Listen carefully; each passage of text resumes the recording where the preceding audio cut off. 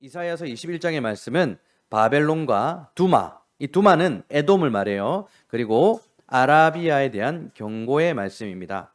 그래서 오늘 말씀은 이방 나라를 향한 하나님의 심판이라는 내용을 다루고 있어요. 그렇다면 이제 오늘 본문의 내용을 다루기 전 우리가 고민해야 될 게 한 가지가 있습니다. 그게 뭐냐? 선과 악에 대한 개념이라는 거예요. 여러분, 왜 바벨론과 두마 그리고 아라비아는 하나님의 심판을 받아야 될까요?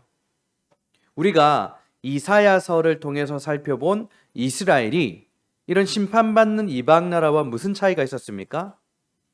지금까지 살펴본 남유다가 이방 나라보다 더 나은 점이 있었을까요? 유다는 선하고 이방 나라는 더 악하다, 이렇게 말할 수 있는 근거가 지금까지는 보이지 않았다는 것입니다. 그래서 이 선과 악에 대한 정확한 성경적인 기준과 세상의 기준에 대한 이해가 있어야 돼요. 하나님의 심판 앞에서 이스라엘과 이방 나라에 대한 이해, 선과 악의 기준은 무엇일까? 여러분, 인간의 가장 큰 비극은 창세기 3장에 있었던 선악과 사건이에요. 거기서 시작되었어요. 이것은 단순히 하나님이 먹지 말라는 과일 하나 따먹은 불순종에 대한 이야기가 아니라 선악과, 그러니까 선과 악을 판단하는 절대적인 주도권을 인간이 하나님께서 빼앗아서 인간 스스로가 선과 악의 기준을 판별하게 되었다라는 내용이에요. 피조물의 반역인 것이죠. 그 결과 세상이 절대적인 선이라고 했던 것들이 하나님 앞에서는 악이 될 수 있고, 세상이 절대적으로 악이라고 말하는 것이 하나님께는 절대적인 선이 될 수도 있다라는 거예요. 자, 예를 들어 지금 우리 인간들이 가지고 있는 자아와 관용이 뭐죠? 포용하는 거. 그거에 대해서 한번 예를 들어 볼까요? 여러분, 세상은요, 나의 감정에 충실하고 나를 사랑하고 자아를 실현하는 것을 선이라고 합니다. 그래서 내 권리를 침해당하고 내 자존심이 억압받는 것을 죄, 악이라고 얘기하죠.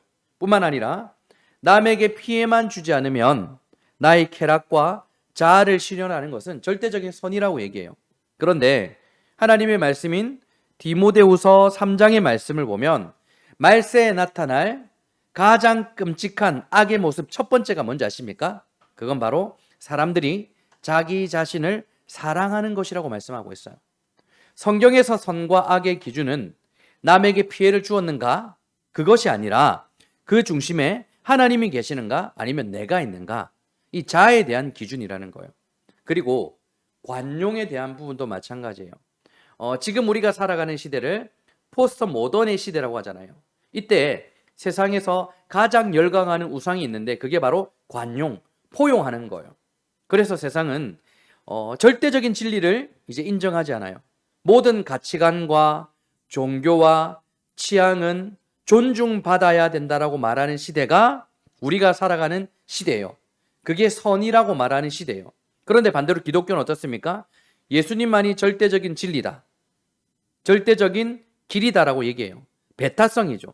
이것은 기독교에서는 절대적인 선인데 세상에서는 이런 기독교의 배타성을 보며 혐오와 폭력을 조장하는 끔찍한 악으로 규정하고 있다는 거예요. 실제로 동성애에 관한 부분도 봐도 부딪히는 부분이 있잖아요. 여러분, 고대 이스라엘이 망한 이유가 뭘까요? 하나님의 나라, 하나님의 백성들, 그들이 망한 이유, 그들은 하나님을 믿지 않은 게 아니에요. 하나님도 믿고 다른 것들도 믿어서 그래요. 다른 것들도 포용해서 그렇다라는 거예요. 세상이 말하는 선과 악의 기준을 그대로 받아들인 거죠. 자기 자신이 선과 악의 기준이 된 거예요. 자, 이러한 이해를 가지고 오늘 하나님의 심판을 받게 될 바벨론과 두마와 아라비아에 대한 내용을 함께 살펴보면서 신앙적인 교훈 세 가지를 함께 살펴보도록 하겠습니다. 그렇다면 오늘 말씀의 첫 번째 교훈입니다. 첫 번째는 세상의 흙탕물이 아니라 생명수를 마셔야 된다는 것입니다. 세상의 흙탕물이 아니라 생명수. 이 흙탕물이란 부분이 이 무슨 말씀일까라는 생각이 들 수도 있는데, 자, 먼저 1절을 봅시다. 1절 제가 했습니다. 해변 광야에 관한 경고라. 적병이 광야에서 두려운 땅에서 내게 회오리 바람같이 몰려왔도다. 아멘. 해변 광야. 자, 1절에서 10절까지의 내용은 바벨론의 멸망에 관한 경고의 내용이에요. 아수르 제국에 의해서 바벨론 제국이 멸망을 당한다라는 내용입니다. 여러분 이상하지 않으세요? 아수르 제국에 의해서 바벨론이 멸망을 당한다. 이거 이상해야 되는데. 자신 있게 말해봐요. 맞아요. 지금까지 자주 얘기했던 것은 북이스라엘이 아수르에게 망하고 남유다가 바벨론에게 망하는데 시기적으로 남유다가 바벨론에 망하는 것이 훨씬 뒤에 있었던 내용이죠. 그런데 지금 남유다가 망하지도 않았어요. 그래서 오늘 바벨론이 아수르에게 망한다라는 건 말도 안 되는 내용이에요. 그런데 성경의 역사에 대해서 제가 말씀을 드리겠습니다. 자, 아수르가 바벨론 제국에 의해서 망한다고 우리는 알고 있었어요. 그런데 오늘 말씀은 아수르 제국에 의해서 바벨론이 망하더라는 내용이에요. 이게 모순적인 내용이라고 생각할 수도 있는데 그게 아니라 예레미야 시대의 바벨론과 오늘 이사야 시대의 바벨론이 다른 거예요. 똑같은 바벨론 제국이지만 시기가 다른 거예요. 자, 이사야가 사역을 했던 남유다 때 유다 왕국은요, 바벨론의 무리한 조공과 그리고 군사적인 위협에 시달리면서 숨이 넘어갈 지경이었어요. 그런데 이때 바벨론에 무로닥 발라단이라는 왕이 있었어요. 느부갓네살 왕은 이름 많이 들어봤죠. 근데 이때는 무로닥 발라단이라는 왕이었어요. 이 바벨론의 왕이 아수르 제국에 대항하여서 반란을 일으키게 됩니다. 이때 이사야서 37장을 보시면 남유다의 왕 히스기야가 그런 바벨론에게 사절단을 보내면서 동맹을 맺고 함께 반아수르 연합을 만들어서 함께 대항을 하자 제안을 하게 되었다라는 거예요. 남유다는 바벨론과 함께 연합하여 아수르 제국에 대항을 하면 이길 수 있을 거라고 생각했어요. 자, 이러한 상황에서 오늘 하나님은 이사야에게 1절부터 10절까지 미래에 일어나게 될 내용을 환상으로 보여주시면서 남유다가 의지하려고 했던 바벨론 제국이 아수르 제국의 멸망을 당하게 될 것이라고 보여준 거예요. 이제 앞으로 이런 일이 일어날 것이다. 그런데 자, 1절 보시면 해변 광야라는 말이 나오죠. 해변 광야. 이 바벨론을 해변 광야라고 말하는 것인데 해변 광야라는 것은 말이 안 돼요. 왜냐하면 해변은 물이 많은 곳이고 광야는 물이 없는 곳이에요. 그러니까 이 말 자체가 단어의 조합이 잘못된 것이죠. 그런데 하나님이 이사야에게 보여주신 이 예언의 말씀이 역사적으로 어떻게 이루어지게 되는가를 보시면 이해할 수 있는 거예요.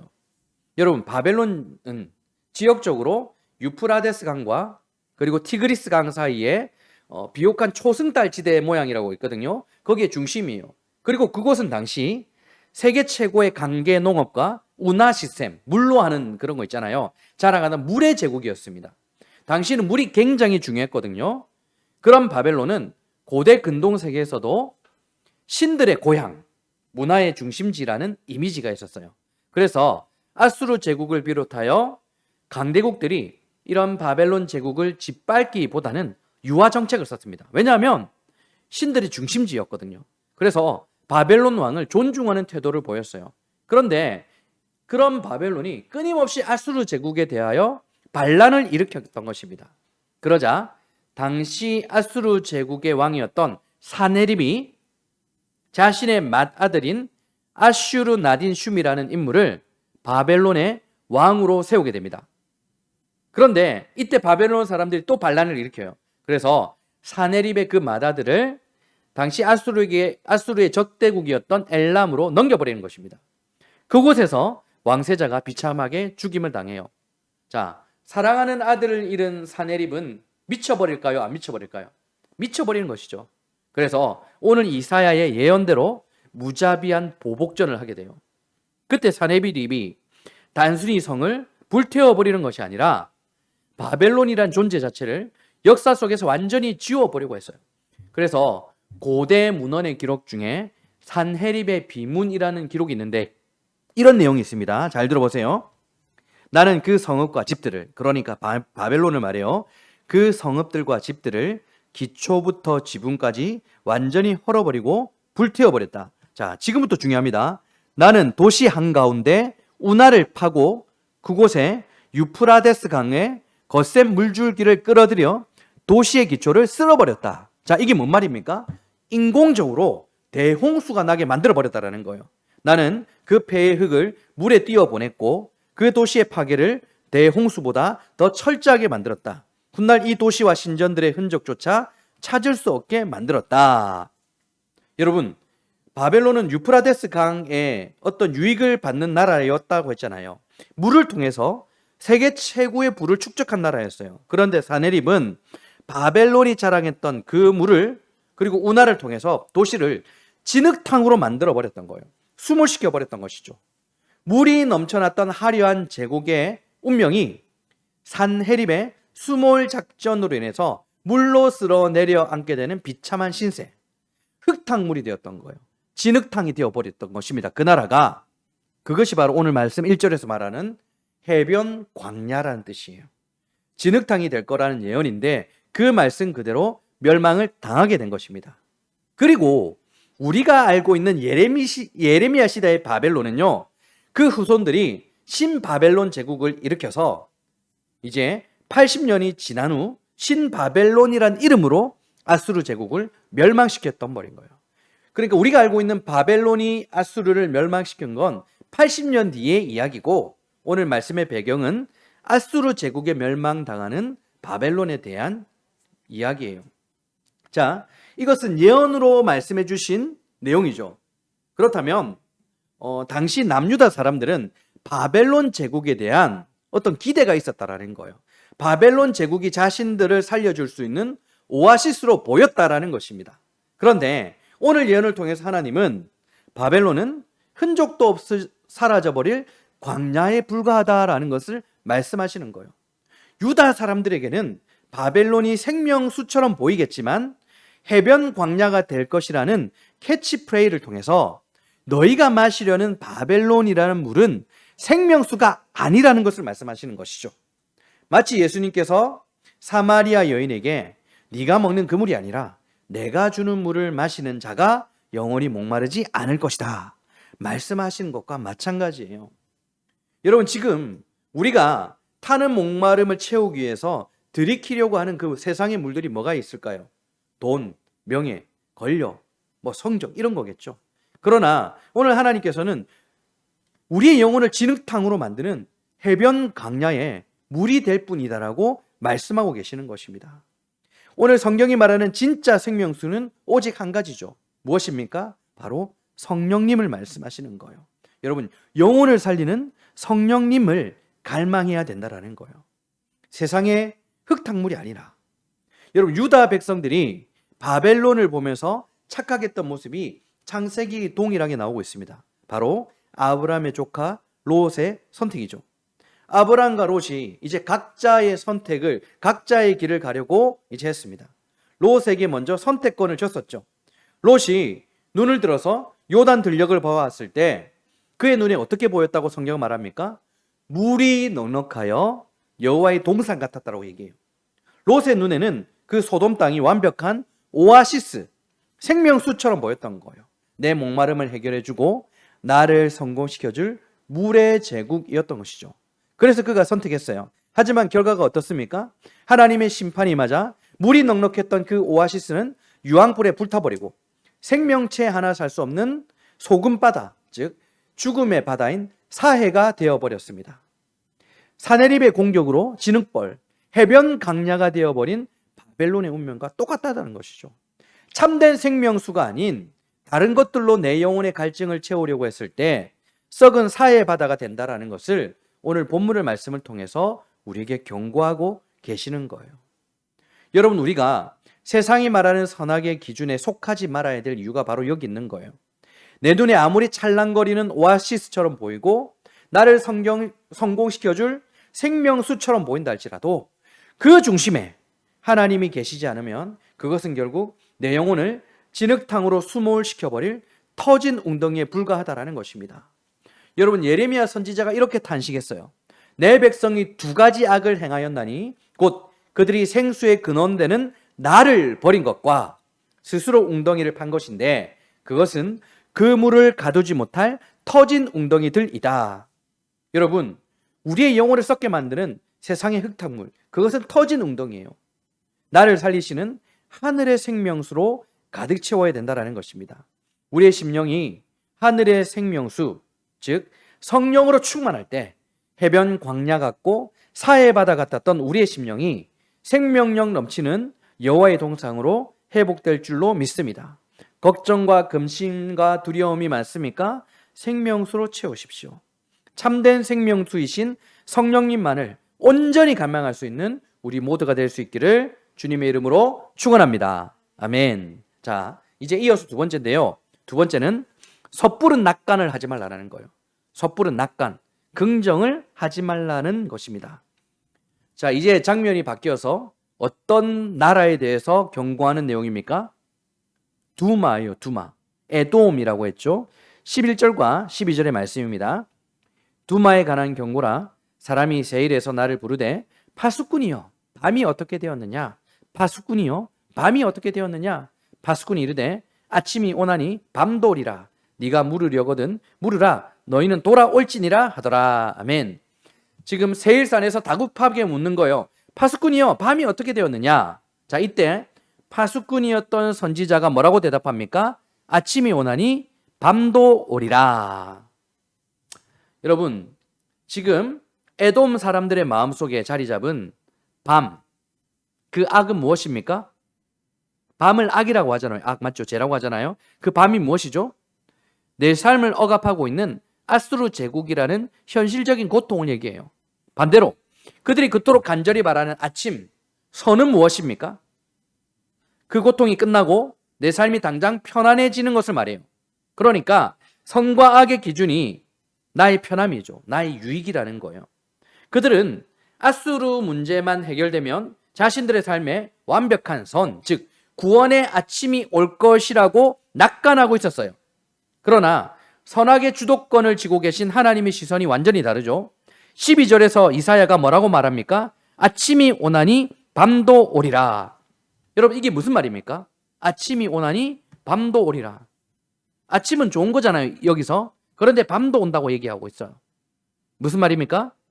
그래, 아수르가 물러가면 너희가 바라는 그 편안함, 즉 잠깐의 아침이 오겠지. 그러나 너희가 하나님께로 온전히 돌이키지 않는 한 너희를 집어삼킬 더 거대하고 깜깜한 어떤 나라가 올 것이다?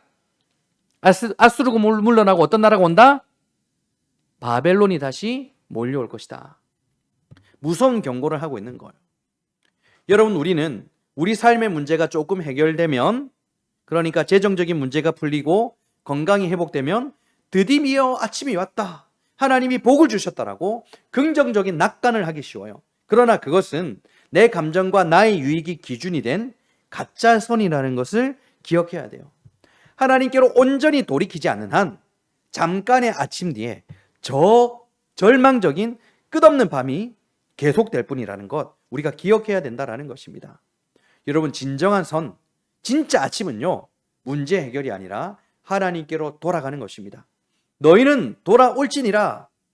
이사야 선지자 이 말씀을 기억하면서 오늘 스스로 판단하는 선악의 기준이 된 자리에서 내려와 하나님께로 완전히 돌이키라는 파수꾼의 외침에 반응할 수 있는 우리 모두가 될 수 있기를 주님의 이름으로 축원합니다. 자, 이제 마지막 세 번째입니다. 오늘 세 번째는요, 게달의 영광에 대한 꿈을 버리라는 것입니다. 게달의 영광. 13절부터 17절까지는 어떤 나라에 대한 경고입니까? 아라비아라고 되어 있죠. 그 중에 16절과 17절입니다. 주께서 이같이 내게 이르시되 품꾼의 정한 기한같이 1년 내에 게달의 영광이 다 세멸하리니 게달 자손 중 활가진 용사의 남은 수가 적으리라 하시니라. 이스라엘의 하나님 여호와의 말씀이니라. 아멘. 여기서는 게달이라는 이름이 나와요. 게달은 나라 이름, 부족 이름이 아니라 사람 이름이에요. 누굴까요? 모를 줄 알았습니다. 자, 여기를 봅니다. 아브라함이 아내 사라를 낳기 전 사라의 여종을 통해서 아들을 낳았습니다. 그 아들의 이름은 무엇일까요? 이스마엘입니다. 이스마엘. 게달은 이스마엘의 둘째 아들이에요. 게달의 후손들은 고대 근동 사막에 거대한 유목 부족 연맹체로 선명했어요. 나라가 아니라 부족 정도의 수준이죠. 그런데 당시 그들은 막대한 경제력과 신추월 기몰한 군사력을 자랑했는데요. 그들은 아라비아 사막을 관통하는 길을 장악하고 있었던 것입니다. 그래서 그들이 장악했던 남부의 사막길은요, 향료와 모략 등 수출하는 지중해 세계로 어떤 무역길을 그들이 차지하고 있었던 거예요. 그 길을 차지하면서 이제 보호세를 받는 등 여러 가지 일들을 하면서 막대한 부를 얻을 수 있었던 것이죠. 뿐만 아니라 이들은 군사력을 자랑하고 있었는데 그들은 칼보다 활을 잘 쏘는 민족이었어요. 사막의 지형을 유리하게 활용하면서 활을 쓰는 게달 족속들을 쫓아가서 물 한 방울도 나지 않는 사막으로 들어가 전쟁을 치른다라는 것은 당시 강대국에게는 자살행위나 다름이 없었던 것입니다. 이게 바로 게달의 영광이었어요. 사막 가운데 자리를 차지하고 있고 그곳에서 부와 군사력을 가지고 있던 게달의 영광. 그래서 그들은 아수르든 바벨론이든 쉽게 생각했던 것입니다. 그러나 오늘 하나님께서 이 오만한 자들을 향해서 기한이 정해진 품꾼처럼 딱 1년 안에 그 영광이 세멸할 것이라며 소름 돋는 시한부 선고를 내리신 거예요. 그리고 오늘 이사야의 예언대로 게달은 아수르 제국에 의해서 처참하게 토벌을 당하게 됩니다. 아수르 연대기를 보면 게달 부족이 패배하고 항복하는 비참한 기록이 고스란히 남아있다고 해요. 여러분, 세상의 기준으로 볼 때 게달이 가진 경제력과 군사력이 선이죠. 그날 민족에게 가장 큰 선이 무엇이 있겠습니까? 경제력과 군사력이잖아요. 돈은 돈대로 많고 부유하게 살면서 나를 지켜주는 군대가 정확하게 세워져 있고 이게 그 나라 민족에게 선이에요. 내 자아를 시켜줄 선이라는 것입니다. 그런데 선악의 진짜 주도권을 쥐고 계신 하나님 앞에서는 어땠어요? 그들이 절대적인 선이라고 믿었던 그 게달의 영광이 딱 1년 만에 흔적도 없이 사라질 시한부에 불과하다라는 것입니다. 아무리 강한 활을 가진 용사를 할지라도 그 중심에 하나님이 빠져 있다면 그것은 나를 구원해 줄 선이 아니라 나를 교만하게 만드는 끔찍한 악이 될 뿐이라는 것을 우리에게 오늘 경고하시는 것입니다. 이제 말씀을 맺도록 하겠습니다.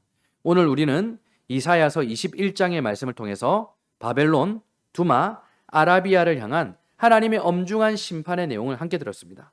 여러분, 이 이방 나라들의 공통점들이 무엇이었습니까? 철저하게 자기 자신이 선악의 기준이 되어버린 세상의 축소판이 되었다라는 거예요.